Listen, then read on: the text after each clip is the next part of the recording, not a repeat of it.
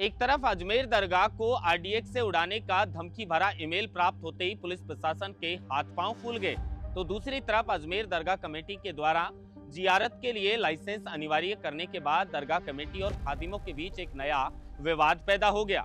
दरअसल 813वें उर्स से पहले दरगाह कमेटी और खादिमों के बीच ये विवाद जियारत को लेकर लाइसेंस अनिवार्य करने को लेकर हुआ। अब इसको लेकर दरगाह कमेटी ने साफ कर दिया है कि जियारत के लिए लाइसेंस अनिवार्य है, तो वहीं जो खादिम है उनके सचिव ने इसको तुगलकी फरमान बताते हुए सिरे से खारिज कर दिया। दूसरी तरफ जैसे ही दरगाह कमेटी को आरडीएक्स से उड़ाने की धमकी मिली तो पुलिस प्रशासन के हाथ पांव फूल गए। डॉग स्क्वाड टीम को लेकर पुलिस प्रशासन वहां पर मौके पर पहुंच गए और दरगाह कमेटी में सर्च अभियान चलाया गया। इसको लेकर दरगाह कमेटी में उर्स से पहले किस तरीके से तैयारी है, किसी भी तरीके से दरगाह में पहुंचने वाले लोगों की जान के साथ किसी तरह का खिलवाड़ नहीं होना चाहिए। इसके लिए पुलिस प्रशासन किसी भी तरीके की कोई कोताही नहीं बरतना चाहता। दरगाह कमेटी के साथ अजमेर कलेक्ट्रेट को भी आरडीएक्स से उड़ाने की धमकी मिली। उसके बाद पुलिस ने 2 टीमें अलग अलग गठित करके तुरंत प्रभाव से डॉग स्क्वाड टीम के साथ अजमेर दरगाह और कलेक्ट्रेट में आरडीएक्स कहां छुपाया गया है, धमकी भरा ईमेल सिर्फ धमकी है या फिर कुछ हकीकत है, इसको लेकर सर्च अभियान चलाया गया। लेकिन उससे पहले 813वें उर्स से पहले ये नया जो विवाद उत्पन्न हुआ है दरगाह कमेटी और खादिमों के बीच। अब खादिम कह रहे हैं कि ये तुगलकी फरमान है, तो दरगाह कमेटी का कहना है कि जियारत के लिए तो लाइसेंस अनिवार्य है। 1 वर्ष पहले भी अजमेर दरगाह है या फिर मंदिर, इसको लेकर विवाद उत्पन्न हो गया था। लेकिन उसके बाद जैसे ही वो मामला शांत हुआ, अब उर्स से पहले अजमेर दरगाह कमेटी और खादिमों के बीच ये नया विवाद देखा गया है।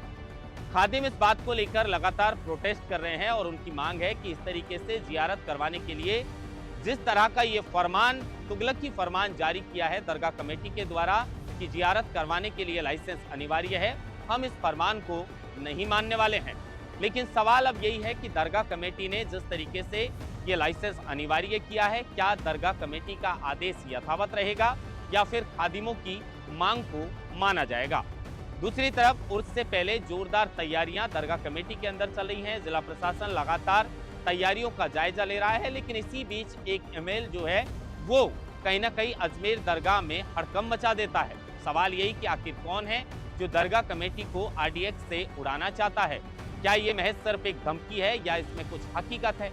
अब पुलिस प्रशासन तो उर्स से पहले जिस तरीके से लाखों की संख्या में यहाँ लोग पहुंचने का अनुमान लगाया जा रहा है, उसको लेकर किसी भी तरीके से कोई रिस्क नहीं लेना चाहता, इसलिए तुरंत प्रभाव से वहां पर डॉग स्क्वाड टीम भेजकर जांच करवाई गई है कि आखिर सच्चाई क्या है।